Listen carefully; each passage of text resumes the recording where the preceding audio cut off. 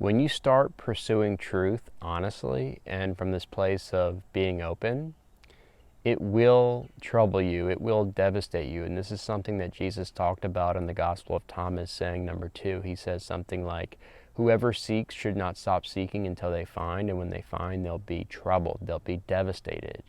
But then they'll be astonished and amazed, and they'll reign over the all.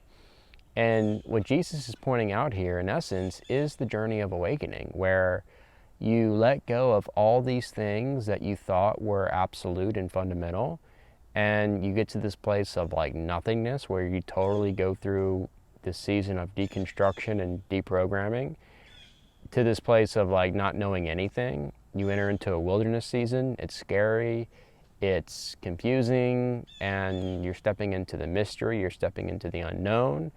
And in that, you experience the most growth that you've ever experienced before, because it's true faith, it's true trusting, where you're saying, you know what, I'm giving up all of these different doctrines and dogmas and ideas that I've been programmed with, and I'm going to step into this wilderness, and I'm going in with this purpose and intention to have a direct experience that transcends anything that the finite, egoic, analytical thinking mind can come up with.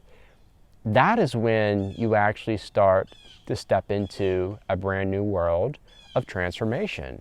And with this, it's like, you know, the troubling part, the devastating part in this sequence, in this pattern of awakening, is basically where you're letting go of these things, these beliefs, these doctrines and dogmas that you were maybe brought up with. And in that, what you're seeing is that, okay, the only reason that it's so devastating, the only reason that this is so challenging, is because I've become attached to what I believe. I've become attached to my thoughts, to my ideas, to my doctrines, to my dogmas. They've become, in essence, they've become who I am. And that's why it's so hard to let go of these things. That's why I'm experiencing this fear and this suffering in rethinking, in deconstructing, in changing my mind. So it's really a revelation of what happens when we're living from the ego. The ego will attach who we are, who we think we are, to what we believe, the tradition we're a part of, what we think, our theology, our philosophy, whatever it is, the ego will attach itself to these different things and identify with those things. And that is why when you start to change your mind, when you start to let go of these things, it is absolutely devastating. And this is what Jesus is pointing out here. But the good news is that it doesn't end with the wilderness season. It doesn't end with you letting go of the conditioning and the programming. No, this is actually just the very beginning, because when you start to walk in liberation, which comes from letting all of that stuff go, all of the different ideas and beliefs go, then you start to taste reality. And tasting reality is arriving at this place of saying, I know nothing, except for this experience, except for I am, I exist, I am aware. That's the only thing you know for sure.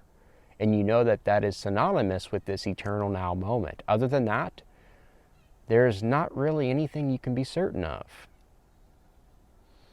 And then you start from that place. You start from the place of I amness, and that becomes the ground of being. And from that place, this is when everything starts to change, because now you are starting from being instead of from doing. And you discover that this is the divine essence. This is God.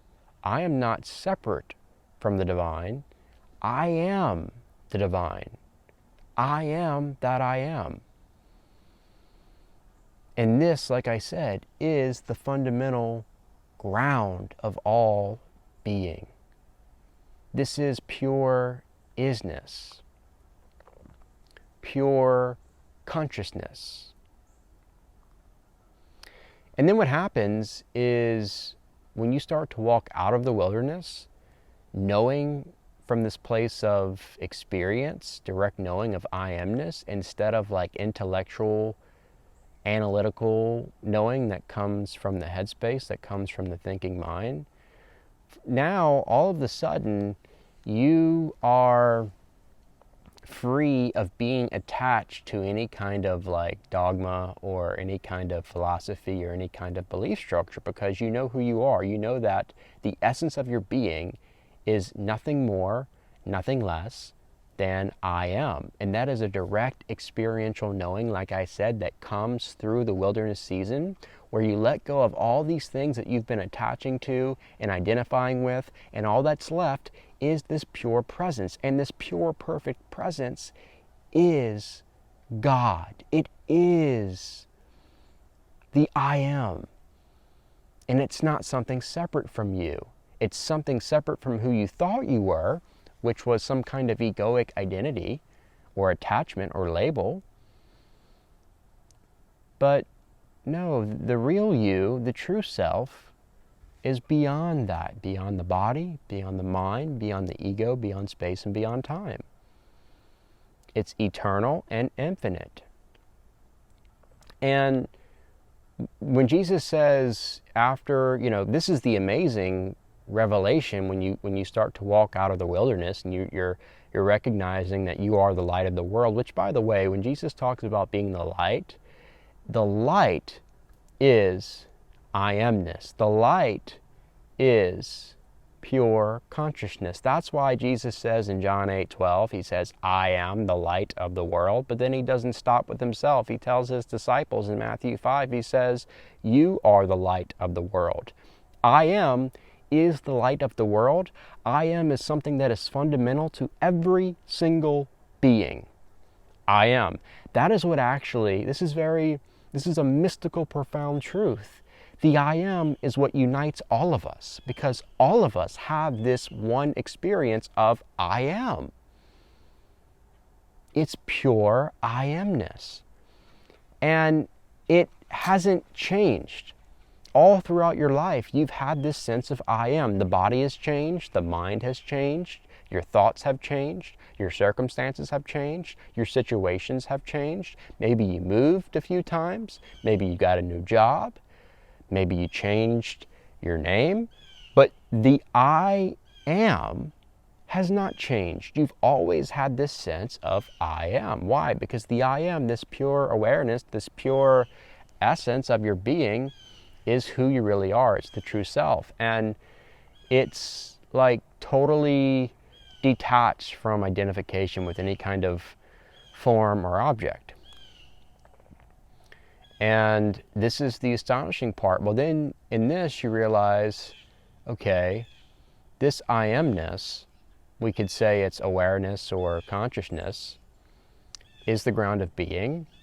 And whatever is existing in the I am, in that realm, and in that presence of what I am, is going to manifest itself. It's going to express itself in what I'm perceiving to be my outer world. And so to reign over the all is simply to realize that you have the power to create your own reality. Because depending on what you believe subconsciously about yourself is what you're creating, whether you realize it or not. So if you're believing I am not enough, then that is what you experience, because there is power in the infinite, in the one eternal truth of existence, which is, again, I amness. So if you're putting anything in front of the I amness and you're defining the I amness as whatever, then that is what you create out of the I am. The I am is non-dual. It's actually, it transcends the duality. So you can, anything you attach to it just creates that. I am not enough, then you'll get that in your life, in your external reality. I am unlovable, then that's what you're going to keep experiencing. I am not worthy, well, then That's going to keep repeating itself in relationships and in opportunities and situations. But if you change the I am to something that is true, something that is in accordance with who you really are, which is love and abundance and peace and joy, and you start to connect the I am with these divine qualities, then all of a sudden that is what you start creating in your life. And it goes so much, it's so much more than just what you're saying. So it is important to say, I am love, I am whole, I am healthy, I am abundant. Like, it's important to speak that, and there's tremendous power in our words. However, it goes way beyond just with what we're speaking, because the I am is more of a deep subconscious belief. What do you believe about yourself? I am this, I am that. That's what I'm talking about. And that will manifest in what we're talking and what we're saying, and they're connected, and you can actually change those beliefs by the power of your words. And so yes, like I said, you want to speak I am, and then say positive things that are reflective of your true self, that is divine.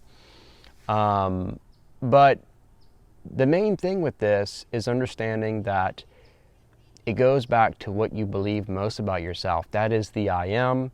That is how you create your reality.